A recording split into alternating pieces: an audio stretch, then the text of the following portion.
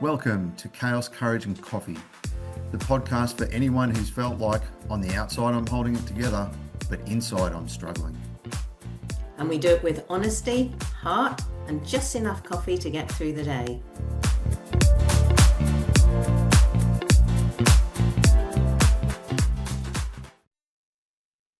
Hello, Vanessa. How are you today?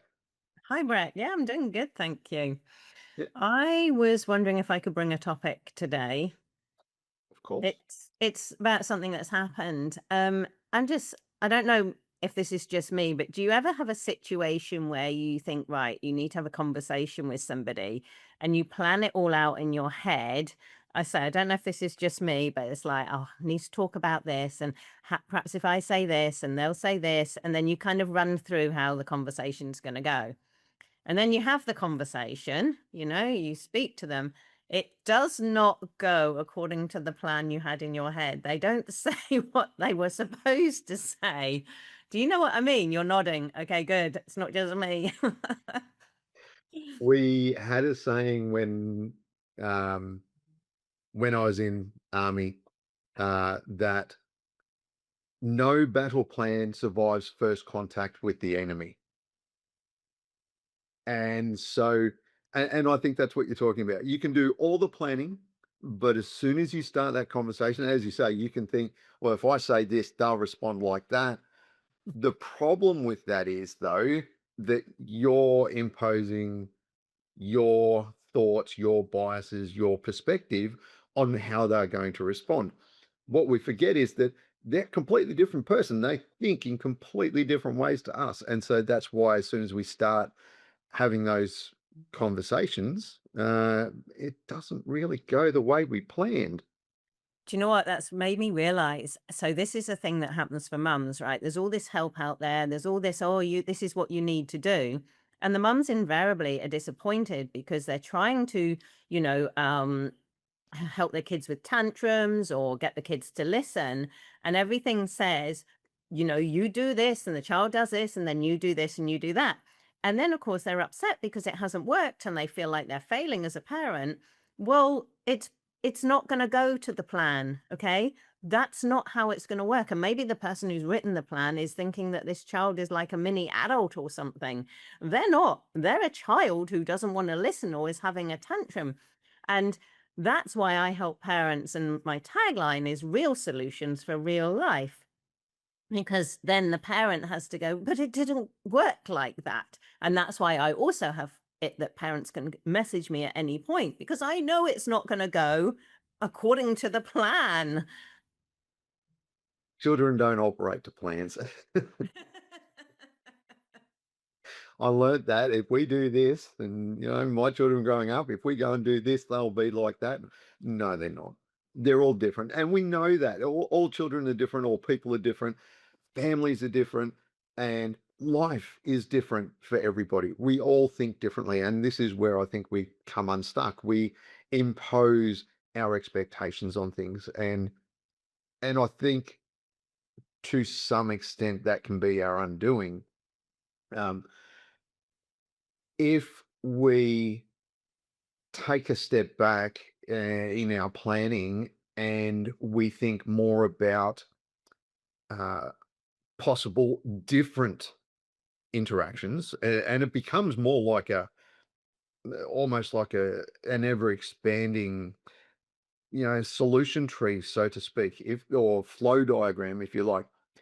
If we do this, then these different things can happen. And well, if this happens, then I can respond like this, and it just becomes bigger Mm. and bigger branches. I hear you. I have a but though, Yep. because when I started coaching, I started hearing this term overthinker. And I'm like, what is this overthinker? I didn't even know what an overthinker was. I was like, I don't even know if I am one. I don't know what it is. And as soon as you started saying that, I'm like, oh my goodness, the overthinkers are going to have a field day. You've just made it go, oh, and they can. And I think that's what overthinkers do. Yeah. So where I've planned it out and I've kind of been a bit more precise as to what, let's just take the example I started with. I've been quite precise with what the other person's going to say. There's not many options. I say this, they're going to say this, and I'm going to say this. Now you've gone into overthinker territory where they could say 15 or 20 things. And this is why they don't even start the conversation with the other person, because they've got to work through all those permutations and every one of, okay, well, there's 10 different responses to that. And then according to each one of those, and I'm going to respond with one of 10, and it's just going to go crazy. And it becomes overwhelming. Yes. And then Uh, we'll get nowhere. yeah, Yeah. that's right. And so that's not reasonable. So what's the solution then? If we can't overthink and cover everything, if we can't, if our plan doesn't survive that first interaction, then what's the solution for this? How do we approach it? I think that you step back and you start by thinking, what am I actually trying to achieve here? Because quite often we get locked into a conversation and it can go down a rabbit hole because they don't respond as you thought. And then you get taken off track. And so I think the thing to do is to be very clear as to with yourself first. What's your point? What are you trying to achieve by this conversation? Because I used to respond to people with great rambling emails and saying lots of things, and it probably confused the poor person the other end. And now when I help people write messages, I'm like, what is it you want to achieve? And what are going to be the steps to that? And end with a question that is clearly on target to what you want to achieve. Because that's, I think, why a lot of conversations get nowhere. We've just gone down a rabbit hole that's perhaps not related to what we're wanting. Yeah, I think you're spot on the money. We need to know the end point. Um, I heard, and I'm going to butcher this, so please forgive me on this. I heard somebody once say that you need to have a plan, PLAN, and each one of those is important. So we need to know what we're trying to achieve. We have to, so if we go back to the start, the P, we need to have a purpose for the conversation. L for listen. All right, we need to listen to what is being said and respond appropriately to the information that we're receiving as part of the conversation. The A, act on the information that we received, not on what we wanted to have. And as I said, N, know the outcome that we're trying to achieve. Now, I'll probably butchered that. So please forgive me if it's a little bit off track, but it's something like that. And I think it's important to understand that, yes, we need to have a plan, but equally important, we need to listen to the information coming in and act based on that decision, next steps based on that decision. I'm going to put a caveat in there. Yeah, okay. Because as I say, you're going to listen to the person, and some people are very, very good at taking you off topic. So, like, say you were trying to have a not an argument, but a potentially conflicting conversation with your partner, and you're just thinking, right, really, what I want them to do is I want them to I don't know, pick their towel up after they have a shower. Let's take something quite small. And then what happens is you go, okay, I know the purpose. The purpose is I want them to hear me, that I want them to pick up the towel so I don't have to do it. But then if you start listening to them, right, they can take you down a rabbit hole. It's like, oh, well, I saw you left your coffee mug out the other day, and then I had to do this and blah, blah, blah, blah, blah. So then if we act on that information, we've been taken completely off course. So I got a caveat about the listen and act on what they're saying, because you need to get back to what was your original point, and bring it back to that, because I've seen conversations just go haywire and nothing is achieved. So, yeah, yes, but no, if you see what I mean. I do understand what you mean, but that comes back to having that plan and knowing your end goal, Yeah. because not allowing yourself to be sidetracked down that rabbit hole and focus on, okay, that's great. I appreciate that feedback. Can we address that in a Mm. second? Can we just address this problem now? Yeah. And work through it that way, because then we're going to get to a solution on the problem that we're bringing up, not allowing ourselves to go down that rabbit hole.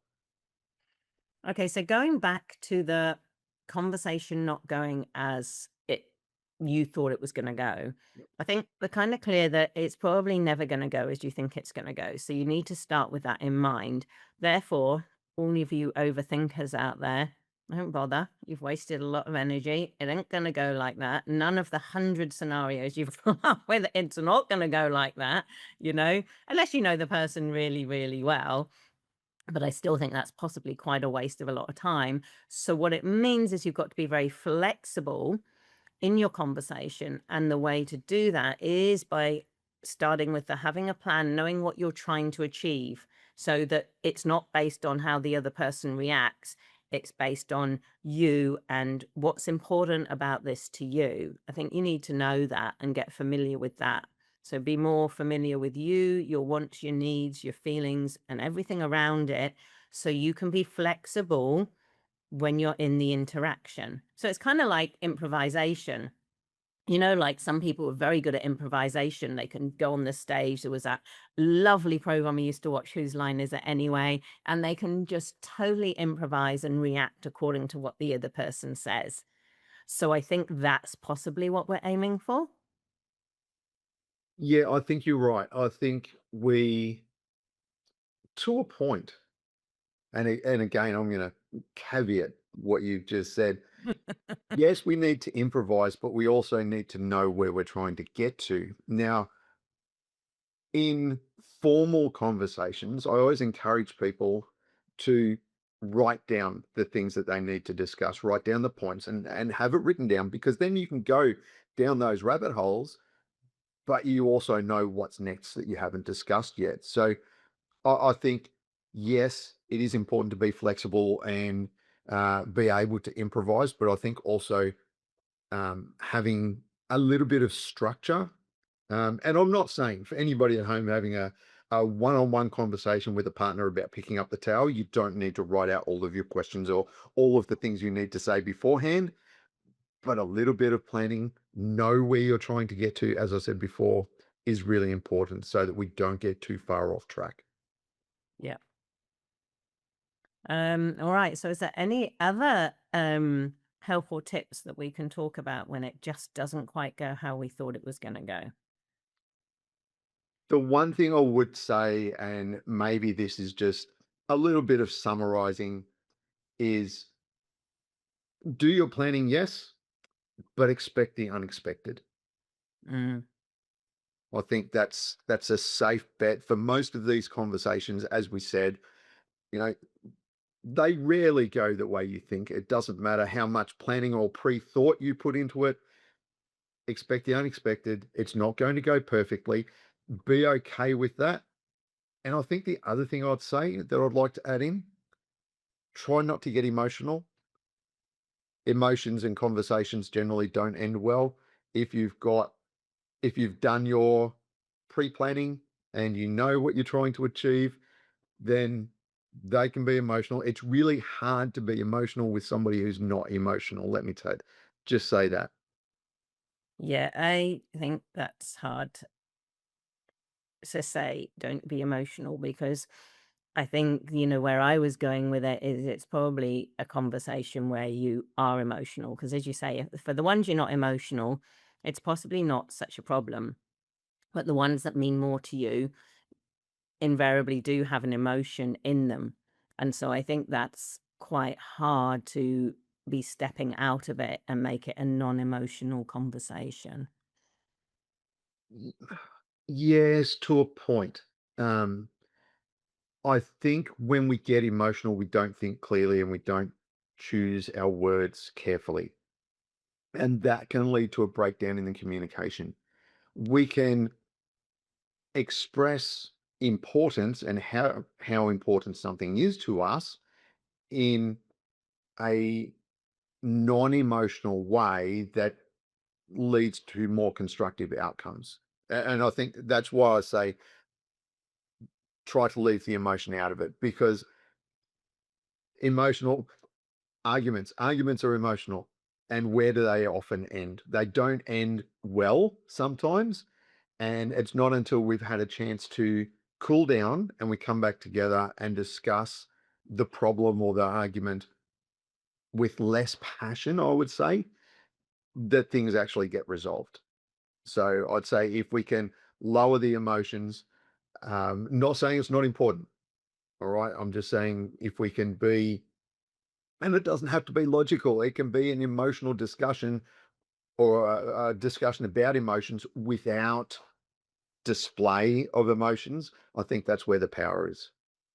Yeah, well, you've touched on the other work that I do is with couples and teaching them how to talk in, conversations where there's a lot of conflict or it does get emotional. All right. So to summarize, things are not going to go to your plan, quite likely, or to your 100 plans. So you need to be prepared for that and not kind of caught off guard and not get thrown. And so focus on what was it you want to achieve and keep that in mind so you can keep the conversation on track. Yeah. And I think be prepared for it to go a little bit off track. And that's okay. And it's normal. It's about adapting to what's happening now. Yeah. Oh, thanks for listening, Awesome. everybody. Great conversation. Thanks, Vanessa.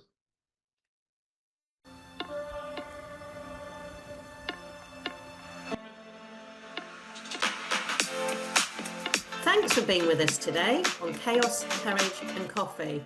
Remember, you're not alone and you don't have to figure it all out at once. What part of today's conversation stood out for you? This podcast is about showing up in the mess, not waiting until it's all sorted out. If today helped, share it with someone else who might need it too. And if you're navigating your own version of chaos, we'd love to hear about it. Leave a comment, message us, or join the conversation. We'll be back soon with more honest talk, less pressure, and just enough courage to get through whatever's next. See you next time on Chaos, Courage and Coffee.